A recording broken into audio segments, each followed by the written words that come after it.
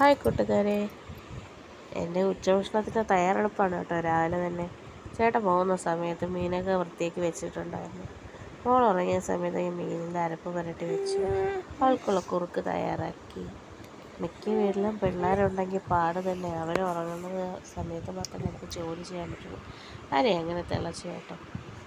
അപ്പോൾ അവൾ ഉറങ്ങിയ സമയത്ത് ഞാൻ മീനിൻ്റെ അടുപ്പത്ത് വെച്ചിട്ടുണ്ടായിരുന്നു. അത് തിള വന്ന് തുടങ്ങി. അത് വേകുമ്പോഴത്തേക്കും നമുക്ക് ഉച്ചഭക്ഷണം കഴിക്കാം കേട്ടോ. അപ്പോൾ ചൂട് ചോറ്. അപ്പോൾ ഇടയ്ക്ക് ഞാൻ മീൻ പൊരിച്ചിട്ടുണ്ടായിരുന്നു. അതൊക്കെ വീഡിയോ എടുക്കാൻ മറന്നു പോയതാണ് കേട്ടോ. മീൻ പൊരിച്ചതുണ്ടായിരുന്നു.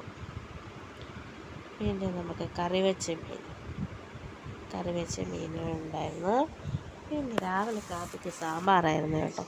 അപ്പോൾ ആ സാമ്പാർ കൂടി ഉണ്ട്. അപ്പോൾ ഇത്രയും കറികൾ വെച്ച് നമുക്ക് കുശാലായിട്ട് കഴിക്കാം.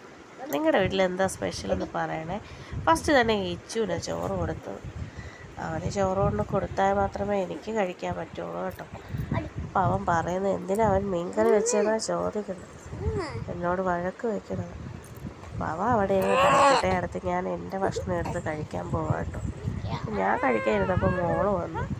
പിന്നെ ഞാനും മോളും കൂടി ചോറുണ്ണാൻ പോവാണ് കേട്ടോ. അപ്പം നിങ്ങൾ കഴിച്ചു, ഞങ്ങൾ കഴിക്കാം കേട്ടോ.